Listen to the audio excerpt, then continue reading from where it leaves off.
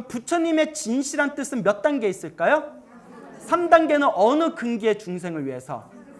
자, 그러면 3단계, 상근기의 가르침은 무엇이냐? 하늘이나 인간으로 하늘 세상이나 인간으로 태어나는 1단계도 아니고 아라한이 돼서 혼자서 윤회에서 벗어나는 2단계도 아니고 3단계는 무엇이냐? 부처가 되는 거예요. 부처가 되는 거. 우리 항상 불자들이 서로 이렇게 인사하면 뭐 하세요? 라고 얘기하죠?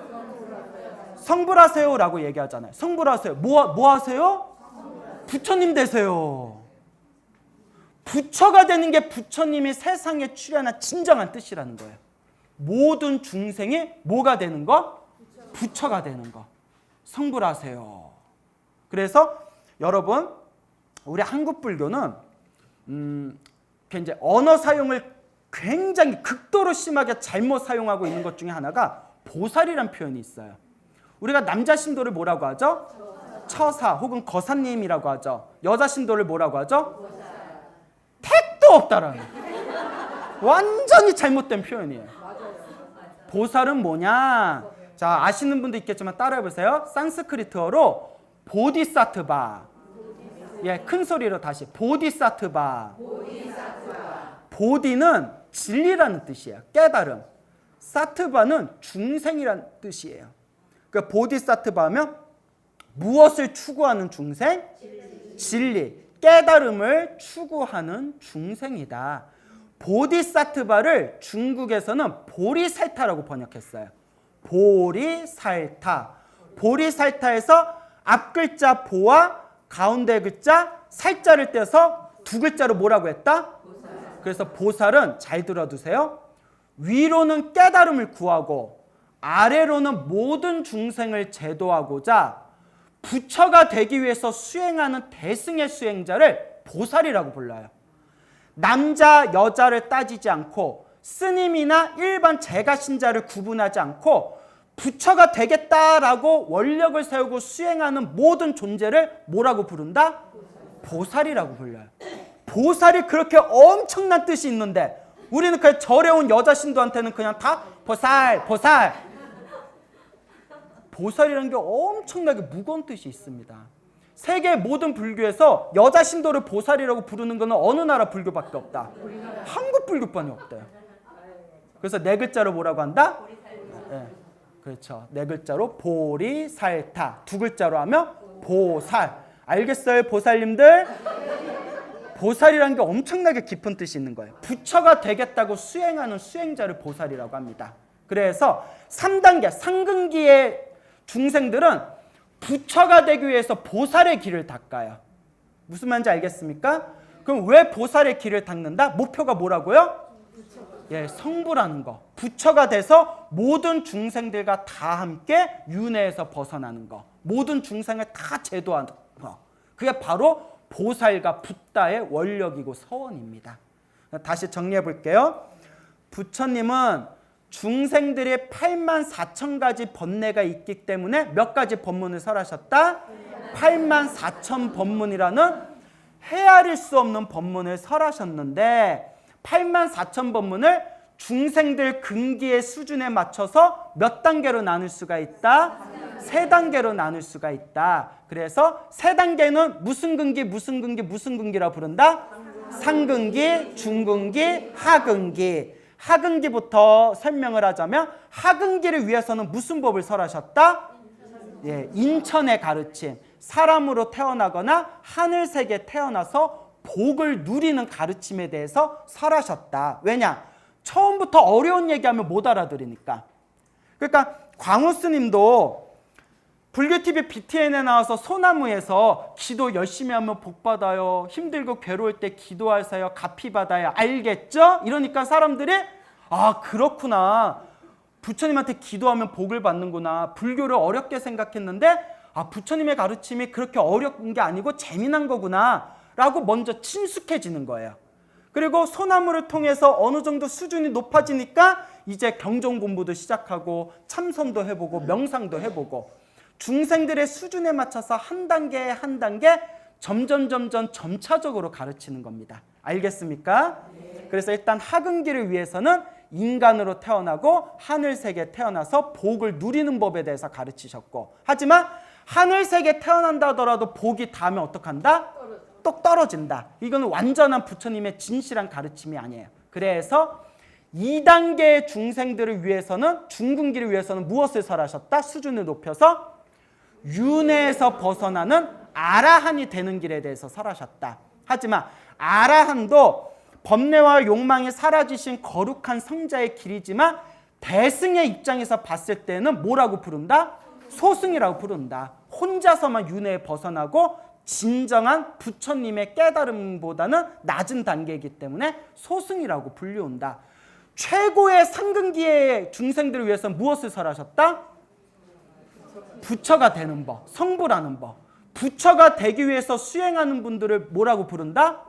보살이라고 부른다. 그래서 앞으로 우리 마음 닦는 수행법회에서는 모든 교재를 대승경전을 공부하게 될 겁니다. 무슨 경전? 대승경전. 큰데 수레의 승, 큰 수레. 모든 중생을 제도할 수 있는 큰 수레의 가르침이 담겨 있는 게 바로 대승경전이에요. 그래서 성불할 수 있는, 부처가 될 수 있는 가르침에 대해서 설해내온 이 대승경전을 우리가 핵심으로 삼아서 진지하게 공부해보는 시간을 가져보도록 하겠습니다. 자, 그래서 84,000가지 법문이 이 3단계로 이루어져 있다. 여러분들은 지금 자기가 몇 단계 수준인 것 같아요? 하근기. 그래요. 와준 것만도 고마워요. 자, 근데 우리의 수준은 하근기지만 공부는 우리가 몇 단계 공부를 하는 거다? 상근기 공부하는 거예요. 상근기. 2단계도 아니고 이제 가장 높은 단계의 법문을 대승경전을 공부하는 겁니다. 그러니까 처음에는 무슨 말인지 몰라도 자꾸 듣다 보니 이제 점점 귀가 트이고 나도 모르게 가랑비에 옷 젖듯이 대승의 가르침이 이렇게 촉촉하게 이제 젖어들게 될 겁니다. 그걸 유념해 두시기 바랍니다. 그래서 부처님의 가르침의 84,000법문이 부처님께서 세상을 떠나시고 나서 2600년 전에 부처님이 세상에 출현하셨잖아요. 시대적으로 그리고 각 나라에 전파되면서 시대적으로 각각의 나라별마다 그 고유의 불교의 문화를 꽃피우게 됩니다. 그래서 금방 말한 대승의 가르침이, 이 인도 불교에서 펼쳐진 이 대승의 가르침이 어디로 전해지게 되냐면 티베트와 중국에 이제 전해지게 돼요. 그래서 티베트에 전해진 대승의 가르침을 밀교라고 불러요. 밀교. 티베트에는 이제 대승 불교 중에서도 밀교 사상이 넘어가게 되고요.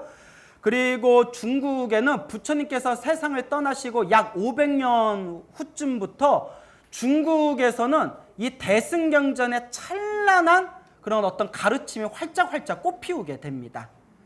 그래서 중국 불교에서는 크게 13개의 종파가 열리게 됩니다. 몇 개의 종파? 13개의 종파. 그 중에서 대표적인 게 오로지 벽만 보고 앉아서 참선을 해서 마음을 깨닫는 그 달마대사 아시죠?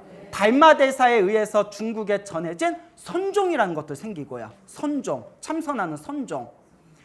야, 오직 나무아미탑을 연불 열심히 해서 다음 생에 부처님이 계신 불국토에 태어나자라는 정토종도 생겨요. 정토종이라는 것도 생기고, 그리고 열반경을 교과서로 삼아서 공부하는 열반종이라는 것도 생기고, 화엄경을 교과서로 공부해서 이제 수행해 나가는 화엄종이라는 것도 생기게 됩니다. 그런데 중국 불교에서 가장 큰 영향을 미친 종파 중에 하나가 법화경을 교과서로 삼아서, 무슨 경? 법화경을 교과서로 삼아서 수행하는 천태종이라는 게 생겨요. 여러분들 가지고 있는 천태소지간의 천태예요. 법화경을 교과서로 삼아서 공부하는 천태종이라는 게 생기는데, 천태종을 크게 일으키신 스님이 천태지자 스님이세요. 따라해보세요. 천태지자.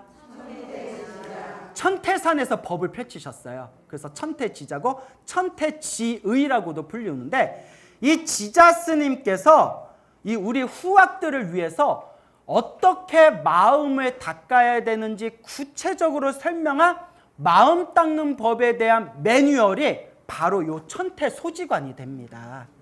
그래서 지금 한국 불교에서는 이 천태소지관의 공부를 안 하지만 동북아시아, 중국 불교권에서 가장 큰 영향을 미친 교재 중에 하나가 바로 뭐다? 이 천태소지관이에요, 사실. 그래서 여러분들하고 이 천태소지관을 공부하게 되겠는데 왜 천태소지관을 선택했냐? 일단 어떻게 마음 닦아야 되는지에 대해서 구체적으로 나와 있어요. 물론 이제 어려운 게 이게 한문 어투라서 우리가 한글 세대라서 한문 이 어투의 글들이 어렵게 느껴지지만 이 광우 스님이 최대한 쉽게 설명을 드릴 거고요. 그리고 우리가 금강경이나 법화경이나 다른 대성 경전을 먼저 공부하지 않고 천태소지관을 먼저 공부하는 이유가 잘 들어보세요. 우리 주변에 경전 공부하시는 불자분들이 엄청 많아요. 그렇죠? 근데 그분들이 예불문도 배우고 천수경도 배우고 반야심경도 배우고 금강경도 배우고 법화경도 배우고 열반경도 배웠어요. 20년 30년 동안. 근데 문제가 뭐냐면 다 그런 건 아니지만 많은 불자님들 중에 스님 금강경을 공부해서 금강경이 무슨 말을 하는지도 알겠고 뭐 깨닫지는 못했지만 금강경이 무슨 뜻인지는 알겠고 법화경을 공부해서 법화경에 무엇을 전하려는지도 배워서 알겠고 열반경을 공부해서 열반경이 무엇을 전달하려는지도 알겠는데 그러니까 각각 경전을 공부해서 그 경전의 내용에 무슨 내용들이 있는지는 알겠는데 구체적으로 어떻게 수행해야 되는지는 모르겠어요 라고 이야기들 많이 하세요. 동감하십니까? 네. 예. 그러니까 우리가 금강경을 배우면 금강경 좋다. 법화경을 배우면 법화경을 좋다. 그런데 구체적으로 어떻게 수행해야 되는지는 잘 안 나와요, 경전에. 그런데 천태소지관을 이제 읽어보면 구체적으로 어떻게 수행하고 어떻게 공부해야 되는지에 대해서 대승경전의 출처를 두고 근거를 둬서 굉장히 상세하게 나옵니다. 자, 그러면 오늘 여기서 마치겠습니다.